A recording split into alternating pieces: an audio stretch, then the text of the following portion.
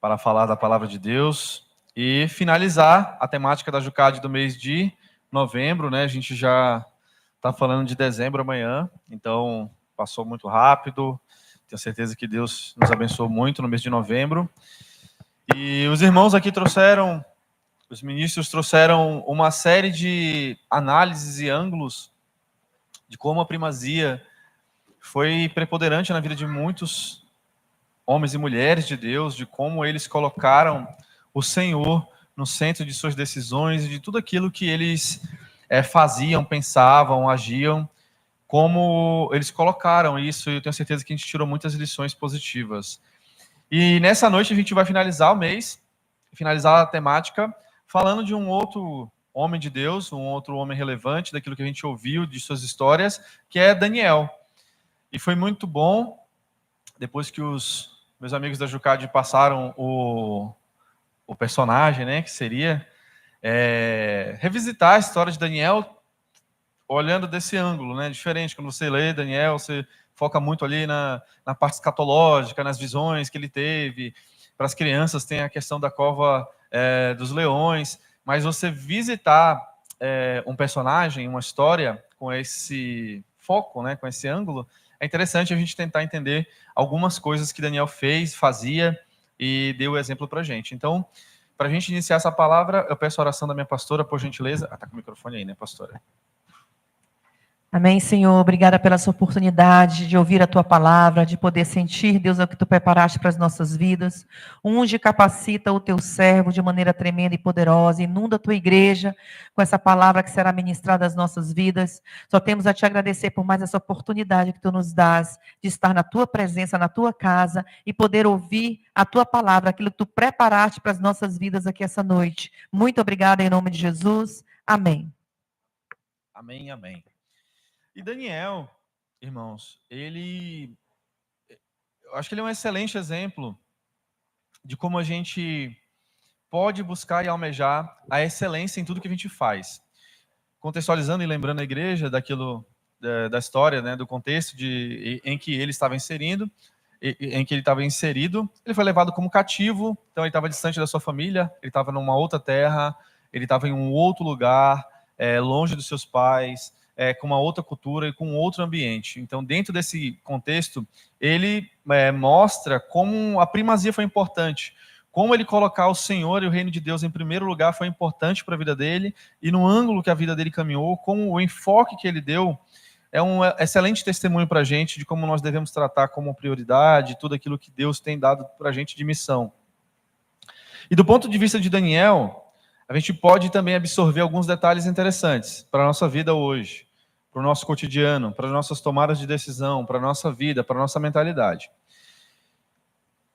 E 1 Pedro 3,15 fala algo importante que vai embasar esse raciocínio sobre Daniel. A palavra de Deus diz assim, 1 Pedro 3,15: Antes, santificai a Cristo como Senhor em vosso coração, estando sempre preparados para responder a todo aquele que vos pedir a razão da esperança que há em vós.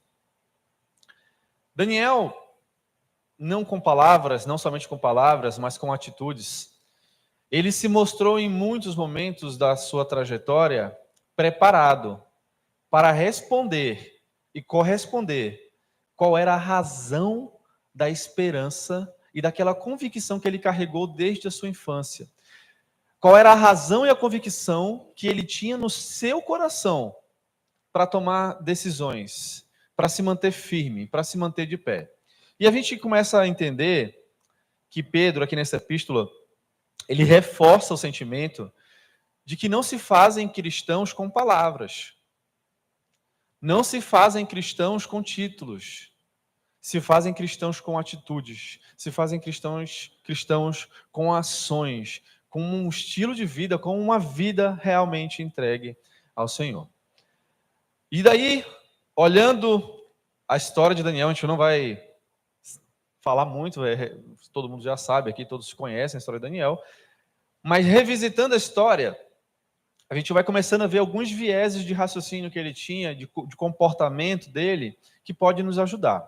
O primeiro exemplo que a gente pode ter, e um viés que Daniel trabalhava muito bem, é o viés do exemplo. O viés do exemplo é uma das formas de nós priorizarmos ao Senhor, de buscar a excelência, para que as pessoas vejam em nossas ações, em nossas atitudes, em nosso trabalho, em nossa comunicação, em nosso casamento, em nossa casa, a excelência que o Senhor pede de nós. A palavra de Deus diz, e aí não se preocupe, tá? Eu vou citar aqui os trechos e eu vou citar o que está escrito para a gente entender.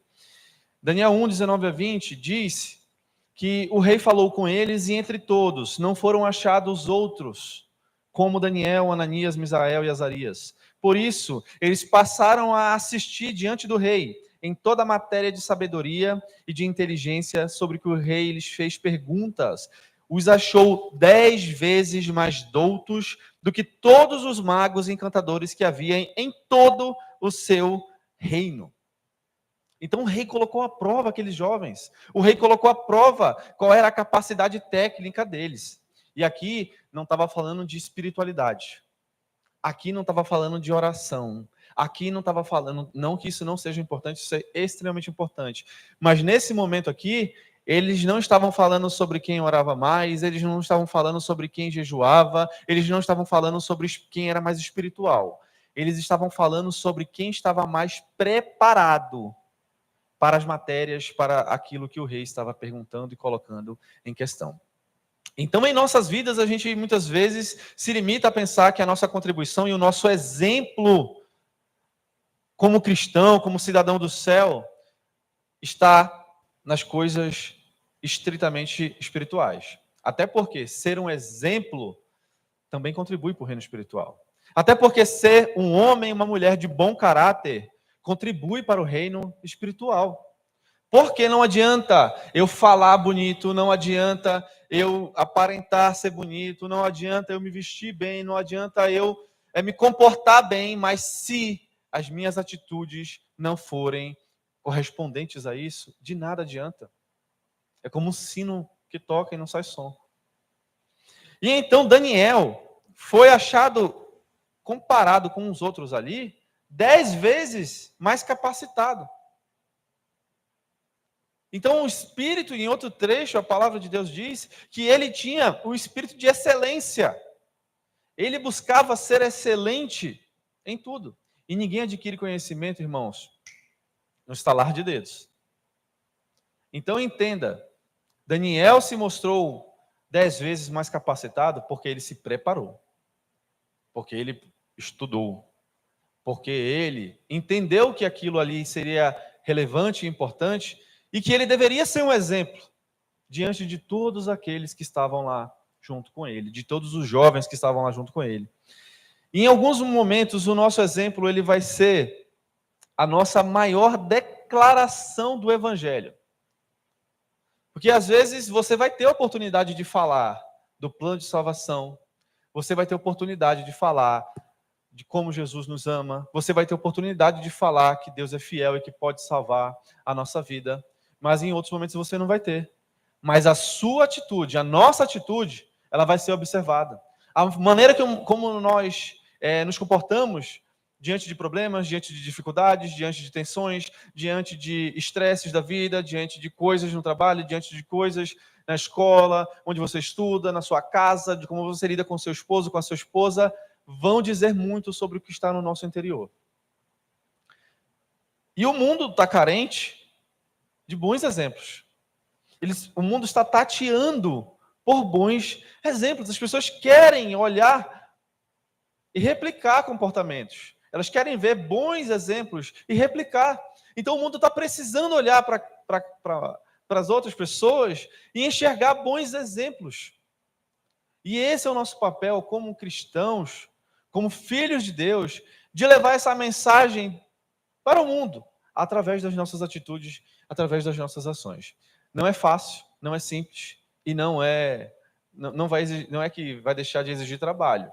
Exige trabalho, exige preparação, mas é para isso que Deus nos chama a ter um espírito de excelência. É para isso que Deus nos chama para ser exemplo. É para isso que Deus nos chama a colocar Ele como primazia de nossas vidas. Então, o mundo está carente de exemplos. E um outro ponto importante, nós somos julgados a todo momento. A todo momento. É inconsciente. A forma como você se veste transmite uma mensagem. A forma como você fala transmite uma mensagem. A forma como a gente se comporta transmite uma mensagem. Se a gente vai, por exemplo, trazer uma palavra, isso tem muito a ver com postura, isso tem muito a ver com o corpo também, né? Mas se a gente... Eu, por exemplo, eu sou encurvado, eu tenho um problema já aqui nas costas, né? Se a gente se coloca muito retraído, isso demonstra o quê? Preocupação, tensão. Se eu me coloco muito para baixo, meu semblante, eu estou transmitindo uma mensagem. Se eu me coloco de pé, numa postura, falando de uma forma audível, me colocando ereto, eu também transmito uma mensagem. E aí é que a gente começa a entender que a gente fala que nós amamos a Deus e que Ele é suficiente para nós. Mas se a minha atitude é sempre de lamúria, se a minha atitude é sempre de tristeza, se a minha atitude sempre é de colocar para baixo, de achar que está tudo ruim, de que está tudo na pior, que Deus é esse que eu sirvo se eu não estou contente com Ele? Que Deus é esse que eu sirvo que eu não confio o suficiente para ter a minha vida alegre e plena junto dEle? É nesses momentos que a nossa fé vai ser provada e analisada. Um outro ponto importantíssimo que Daniel mostra para a gente é o viés de autenticidade. Ele se mostrou autêntico ao longo da sua caminhada. A gente vive um momento em que existem muitas máscaras. Existem as máscaras sociais, em que as pessoas, para se encaixar em um determinado lugar, colocam uma máscara. No trabalho eu tenho uma, na escola tem outra, na igreja tem outra, em casa tem outra, na rua tem outra, com a família tem outra. E essas máscaras nada mais são do que o homem negando a sua fé, do que o homem negando a si mesmo, do que o homem colocando diante de uma sociedade para se encaixar de alguma forma, para tentar fazer parte de um grupo, para tentar fazer parte e ser aceito por um grupo de pessoas, ou por um grupo de amigos, ou por um grupo de alguma coisa. Então, quando a gente olha, por exemplo, um caso recente aqui em Manaus, um grupo de jovens foram presos ou indiciados, não sei o que aconteceu com eles. Jovens menores de idade que pegavam os carros dos pais e estavam dando tiro para cima, estavam colocando extintor nas pessoas na rua, e aí vão entrevistar o advogado de um dos pais lá, etc. E o advogado fala assim, transmitindo a mensagem do pai, mas esse menino lá em casa nem fala, ele nem se expressa direito, como é que na rua ele fez tudo isso? Justamente porque muitas máscaras sociais estão sendo colocadas, e os nossos jovens cada vez mais perdendo a sua autenticidade, perdendo a sua identidade, perdendo as suas características para se encaixar em um padrão, para se encaixar em um lugar que não é deles. Porque se você precisa mudar alguma coisa para se encaixar, quer dizer que esse não é o seu lugar. Quando a gente entende e entende que precisa fazer muita força para se enquadrar em um grupo social, tem alguma coisa de errado. Porque Cristo, Ele nos convida como nós estamos. E Ele vai nos moldar. Ele é quem vai trabalhar em nossas vidas, em nossas atitudes. Mas Ele nos convida como estamos. E por que a gente tem que ir para o mundo, se adequar ao que o mundo quer? As redes sociais, esse século que a gente vive, facilitaram muito esse processo de mascarar e ludibriar o que é verdade em cada coisa. É impressionante a quantidade de casais que brigam porque vem um outro casal na rede social e acha que aquilo é uma verdade. Tá vendo? Olha esse marido maravilhoso que lava, que passa, que tem um que constrói até a própria churrasqueira. Ele vai e pega um pedaço de madeira na floresta, corta, constrói, né? Vocês sabem quem é, né? Faz o churrasco, ele mesmo caça o animal. Oh, que homem maravilhoso. Mas aquilo é um retrato daquilo que está sendo exposto. E às vezes as pessoas tomam como verdade, como se fosse aquilo o resumo da vida, como se fosse só aquilo. Foi engraçado recentemente, um rapaz do trabalho estava querendo me desafiar na corrida, e aí, dentro da corrida, não que eu seja bom, tá? Mas na corrida ele perdeu feio, e eu falei, o que aconteceu? Que tu estava com tanta expectativa de ganhar, né? Tu estava achando que, sei lá, eu estava ruim, da perna presa, alguma coisa assim. Ele, não, é porque eu olhava o tempo que tu postava na rede social, e eu treinava em cima daquilo. E todos os treinos eu fiz mais rápido. Eu falei, mas aquilo lá era só o meu treino. Tu não sabia como é que eu estava, se eu estava chegando cansado inteiro. Então, às vezes, as pessoas tomam aquilo como uma verdade absoluta e começam a se comparar. E começam a querer colocar sua vida em xeque. A minha vida é muito triste. A minha vida é muito banal. Aí você fica lá na rede social só olhando um pessoal que viaja de 3 em 3 dias, né?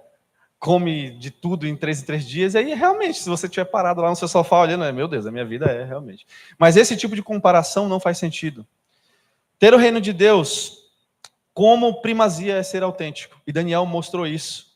O que aconteceu? Resolveu Daniel firmemente não se contaminar com as finas iguarias do rei, nem com o vinho que ele bebia, então pediu ao chefe dos eunucos que lhe permitisse não se contaminar. Aqui ele não está dizendo que ele era brega, alguma coisa do tipo. Ele usa a palavra contaminar. Se contamina, é algo ruim, é algo que vai ser prejudicial à sua saúde, à sua aparência, ou alguma coisa do tipo. Não era uma questão de escolha de A ou B, ele coloca como contaminação. E o que Daniel fala? Ele veio de um hábito, ele veio de uma cultura, e ele fala assim, eu não irei me contaminar com isso. Então ele foi autêntico porque ele estava distante de casa, ele estava distante dos pais, e ele poderia muito bem olhar para tudo aquilo e falar, bom, não tem ninguém vendo, bom, não tem ninguém perto de mim, meus pais não estão mais, não vai fazer mal para ninguém. E muita gente, muitas pessoas, muito jovens principalmente, distante dos pais, distante dos líderes, distante da igreja, veem que não tem ninguém olhando e fala, isso aqui não vai fazer mal para ninguém. E acaba perdendo a sua identidade para se encaixar em um lugar ou outro. Daniel foi autêntico. Daniel estava fora, estava longe dos pais e estava longe da sua cultura. Então, o que ele ensina para a gente? O lugar que a gente está não pode alterar a nossa essência. As pessoas que nós estamos não podem alterar a nossa essência. Os costumes da época não podem alterar a nossa essência. Daniel entendeu isso, ele entendeu onde ele estava, entendeu onde ele precisava se posicionar e se preparou para isso. E mais, aqui o texto a gente lembra que ele colocou à prova a sua convicção. Ele falou para o chefe dos eunucos e falou assim, olha daqui a 10 dias e vê quem vai estar melhor, e vê quem vai estar mais disposto, e vê quem vai ter mais energia, e vê quem vai estar mais preparado. E assim sucedeu. E após 10 dias se notou que a aparência, o vigor, a vitalidade dele e de seus amigos estavam melhores. Então, ser autêntico, de acordo com aquilo que Deus colocou no seu coração, vai te salvar de muitas ciladas. Porque às vezes a gente se deixar, se bobear, quando for colocada à prova a nossa convicção, vai titubear. Vai começar a fraquejar. Será que é isso mesmo? Será que precisa ser assim? E você começa a colocar em xeque as suas crenças. Você começa a colocar em xeque aquilo que você acredita em Deus. Isso pode ser um problema sério para a sua vida. E um outro ponto interessante que Daniel mostra para a gente, e tem tudo a ver com primazia, é a disponibilidade. Disponibilidade, quando você tem o reino do Senhor como primazia, é ter o coração, é ter a mente, é ter o corpo disponível para servir. Por quê? Não tem para onde fugir, não tem para onde se colocar. Onde tem gente, tem problema. Talvez nos outros lugares que ainda não tenha gente, lá não deve ter muito problema. Mas onde tem gente, tem problema. Foi até engraçado, recentemente, estavam investigando ali algumas tribos bem distantes, né, bem distantes, com pouco contato com a civilização. E uma delas, depois que eles começaram a entrar em contato, eles estavam com um problema sério de intestino e etc. Então teve um suporte médico e tal. E aí começaram a andar para lá e para cá para tentar entender o que estava acontecendo, que estava morrendo as crianças, né? Ficavam com aquele bucho quebrado, assim, já grande, e não tinha tratamento, não tinha remédio. E aí viram que tinha um abençoado que estava fazendo as fezes no lugar lá onde eles pegavam água. Ou seja, onde tem gente, tem problema. Tinha um ditado antigo, né, que falava que menino e macaco e barco, se não tiver amarrado, não dá certo. Então, onde vai ter gente, pastores, liderança, juntou 2 ou 3, onde estiverem reunidos ali se faz presente o Senhor, e também ali pode nascer divergência. Porque cada um vai pensar de um jeito, cada um veio de um jeito da sua família, da sua criação. Então, o servo do Senhor, que tem como primazia o reino de Deus, ele tem que estar disponível para resolver problemas. Ele tem que estar disposto a resolver conflitos. Ele tem que estar disposto a se colocar na brecha. Ele tem que estar disposto a ter compaixão. Ele tem que estar disposto a ter paciência. E geralmente esse tipo de raciocínio vem de pessoas que estão mais preparadas. Porque se você nem pensa nisso, então quer dizer que você está precisando de ajuda. Mas aquele servo que acende aquela luz no coração e fala assim, poxa vida, preciso ajudar o fulano. Isso é Deus mostrando para a gente um caminho, nos chamando e nos convidando a estar dispostos a ajudar. Aconteceu na época que saiu um decreto, e esse decreto, por conta de uns sonhos que o rei não estava tendo interpretação, ele mandou matar todos os sábios da época. E Daniel soube disso. E o que aconteceu? Ele se dispôs, e ele falou para um dos líderes, falou assim, mas por que estão fazendo isso? Deixa eu entender o que está acontecendo. Eu explicou para ele o que está acontecendo. Ele falou assim, não, eu preciso ir lá para entender o que está acontecendo, porque eu vou orar a Deus, eu vou pedir de Deus a revelação, para a gente resolver esse problema. Mas ele se colocou disponível, olha o tamanho do problema, a morte de uma quantidade grande de sábios, e ele se colocou disponível para resolver.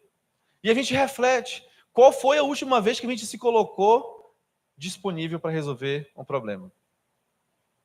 Que a gente se colocou ali na brecha e falou assim, não, vamos lá, eu vou entrar nessa situação aqui para a gente resolver. A gente precisa resolver. O irmão precisa contar comigo.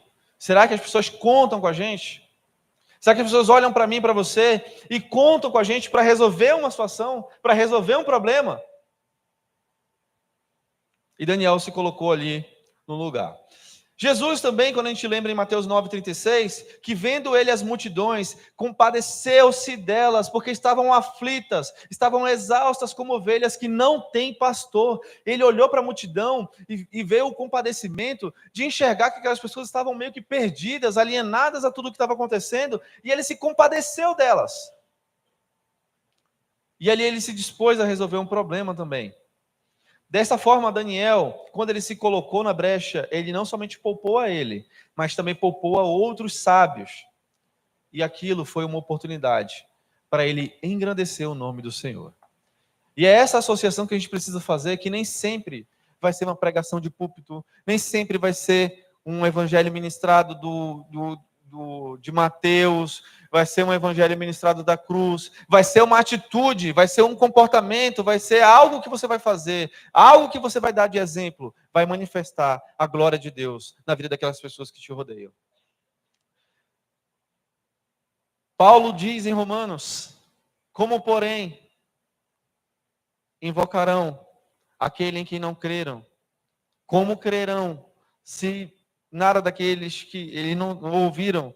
E como eles vão ouvir se não tem quem pregue? E esse é o ponto que a gente vai se colocar disponível para manifestar a glória de Deus, para ser um exemplo, se colocar na brecha, ser um solucionador de problemas, porque problema, a gente falou, vai ter toda hora, vai ter em todo momento, vai ter em todo lugar. Não adianta a gente fugir de problema, porque você vai encontrar outros. O que acontece nessa geração? A pessoa casa, sem muito fundamento, sem muita convicção. Aí passa aquele romance ali dos primeiros anos, né? Muito amor, muito beijo, parará, para lá e para cá. Aí começa a rotina do casamento, tem a rotina das coisas, a escola, o trabalho, etc, etc, etc, etc. E começam as provações do casamento e de qualquer relacionamento que exista. Você vai começando a enxergar os defeitos, você vai começando a ver as dificuldades que o outro tem, que o marido, que a esposa tem, e ali vão começando a aparecer as dificuldades que existem em qualquer relacionamento. Se não tem dificuldade, não tem relacionamento. É superficial. Porque quando você convive, você vai começando a entender dificuldades e problemas que existem e faz parte desse mundo adulto, essa vida real. E o que acontece nos casamentos de hoje? Ah, começou a acontecer problema. Separa. O problema é minha mulher. O problema é esse marido. Separa. Aí casa de novo. O que acontece? Outro problema. Outras dificuldades. A pessoa começa a vir para a igreja, começa a arranjar problema, começa a ter problema. E aí ela fala assim, não, eu vou sair. Eu vou para outra igreja. Porque o problema é isso. Aí vai para outra igreja e tem outras pessoas, tem outros irmãos, tem outra comunidade. E o que vai acontecer? Problema de novo.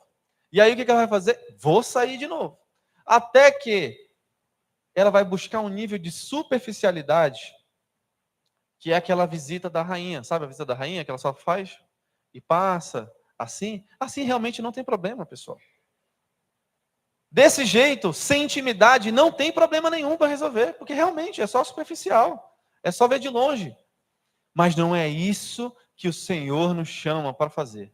Não é isso que Deus nos ensina através da vida de Daniel. Ele se colocou à disposição para resolver problemas. Ele se colocou à disposição para ser um solucionador. Ele tem um livro escrito na Bíblia. Será que se ele fosse um covarde? Será que se ele fosse um homem que se escondeu nas suas lamúrias e dificuldades? Será que se ele fosse um homem que falasse assim, eu fui levado de longe dos meus pais, eu fui levado de longe da minha cultura, eu fui levado para longe da minha família, não quero nem saber.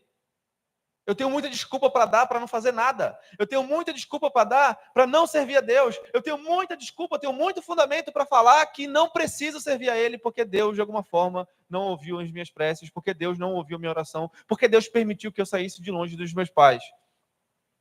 E muitos carregam muletas até hoje, infelizmente. A muleta da dificuldade financeira, a muleta da dificuldade social, a muleta do casamento, a muleta do problema, a muleta disso, daquilo, outro. E isso não pode carregar você para um viés de contentamento e distanciamento de Deus e da sua comunidade, da sua igreja. Porque o que a Bíblia nos ensina totalmente o contrário. O que ela nos ensina? Que é na nossa fraqueza que Ele se mostra forte. Que Ele tudo pode. E nós tudo podemos naquele que nos fortalece. O que a Bíblia diz também sobre os fracos e cansados? Que Ele alivia o nosso fardo. A Bíblia também diz que Ele não deixa um justo desamparado. A Bíblia também diz que o homem pode até cair, mas o levantar é de Deus. A Bíblia ensina totalmente o contrário dessas desculpas.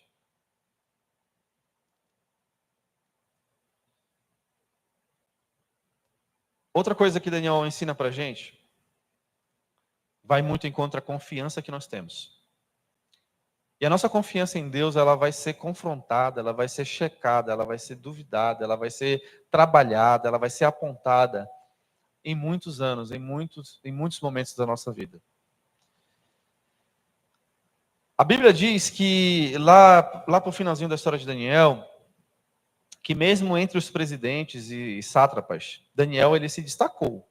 Ele, mesmo diante desses caras que eram as autarquias, ele se destacou.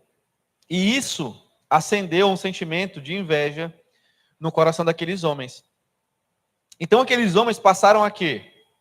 A pensar em como pegar Daniel em algum erro.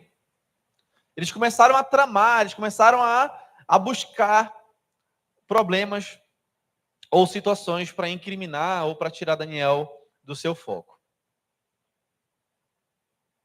Eles procuraram ocasião para acusar ele, para minimizar, diminuir os feitos de Daniel, meio que procurando uma brecha ali diante de tamanhas qualidades que Daniel apresentava.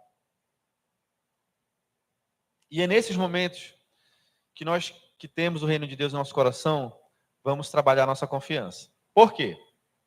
Primeiro trecho, primeiro versículo para a gente ter em nossa mente: a vingança é do Senhor. Se a gente começar a entender que a vingança é das nossas próprias mãos, a gente começa uma batalha de sangue que não é o que Deus quer para a gente.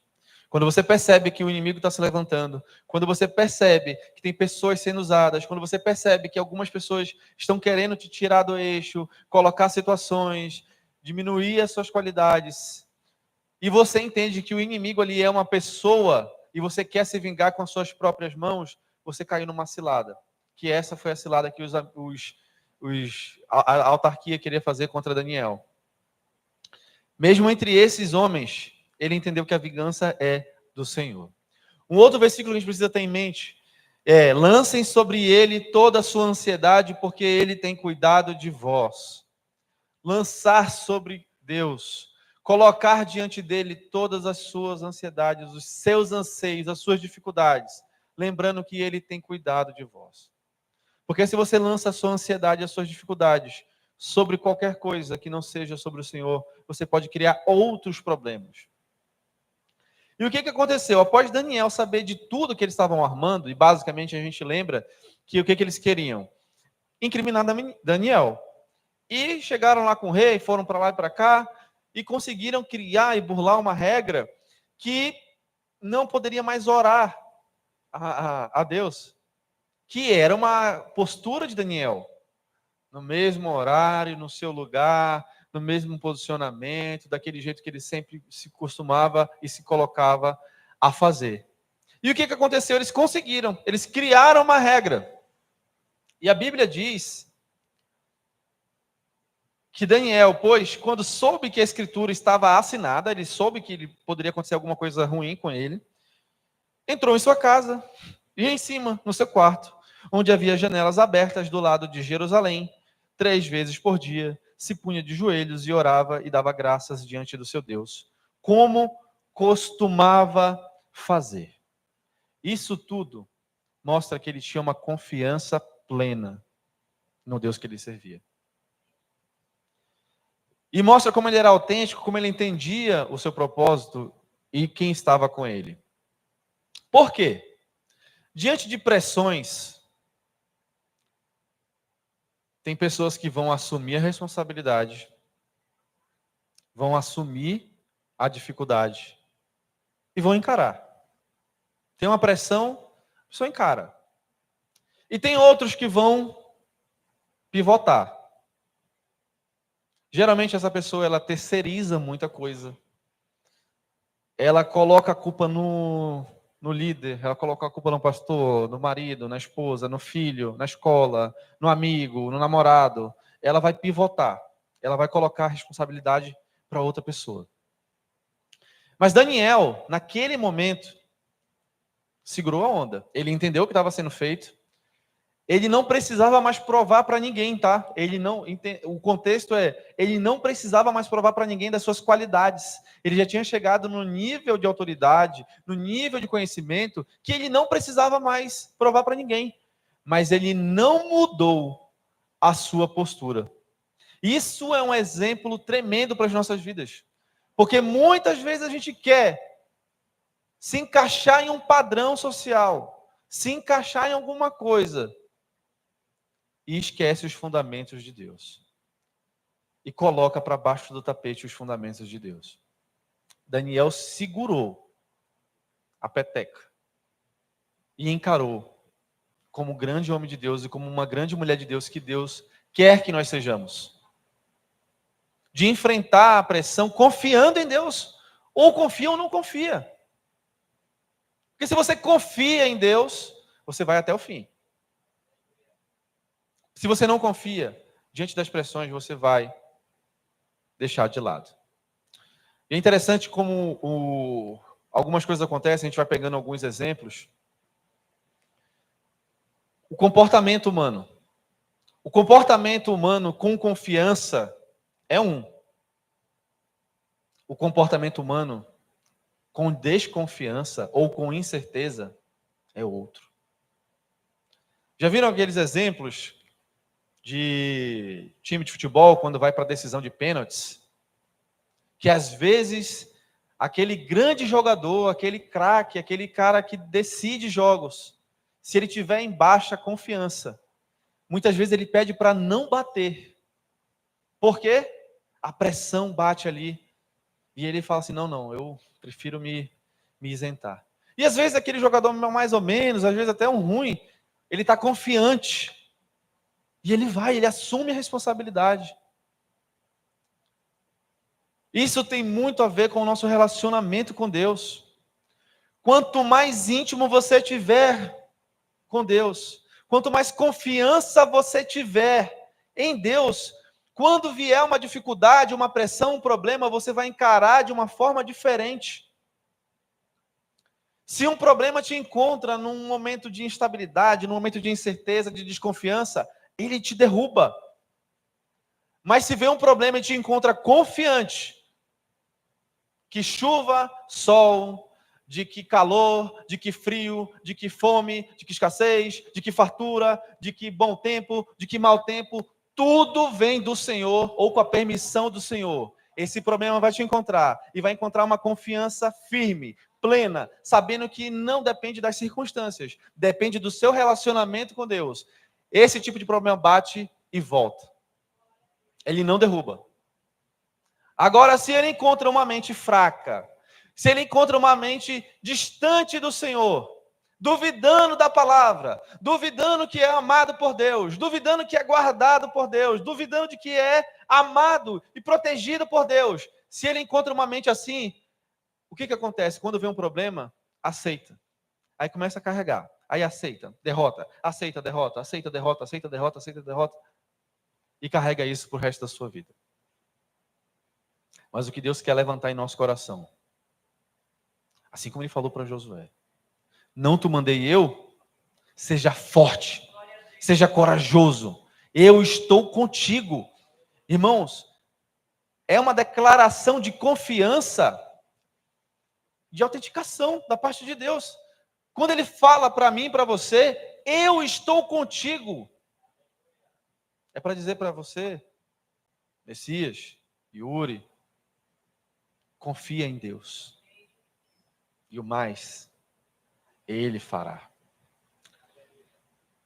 Daniel soube de tudo que estava acontecendo. E aí, ele fez o que tinha que fazer. Ele não mudou a sua atitude, ele não mudou seu comportamento. Ele foi orar. E vocês sabem da história? Ele foi lançado numa cova com leões. Não aconteceu nada com ele.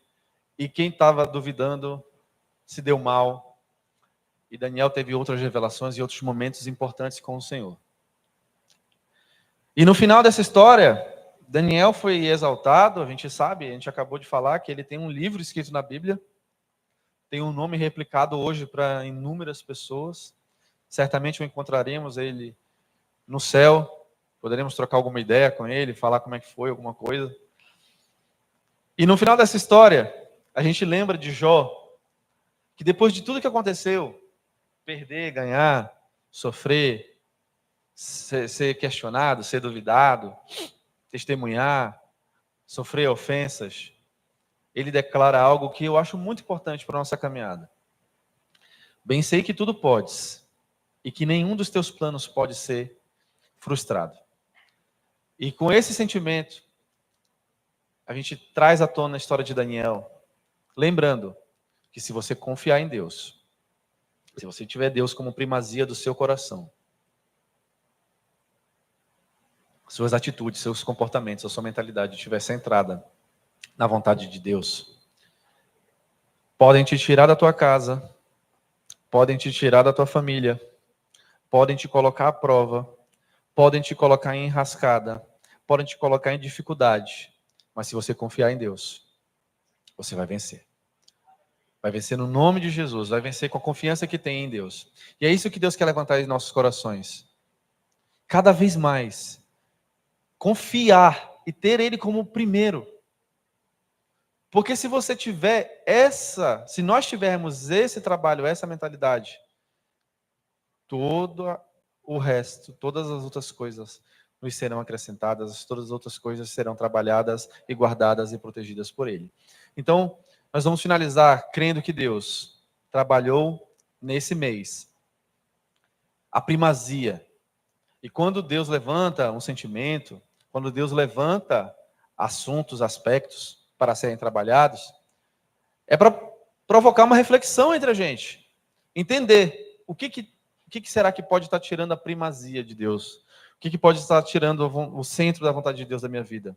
E trabalhar em cima disso. Porque Deus não se alegra com a queda de ninguém. Ele quer que todos nós sejamos cada vez mais firmes e fortes, confiantes e com a convicção no nosso coração de que Deus é o nosso Pai, que Ele nos cuida, que Ele nos guarda, que Ele nos protege.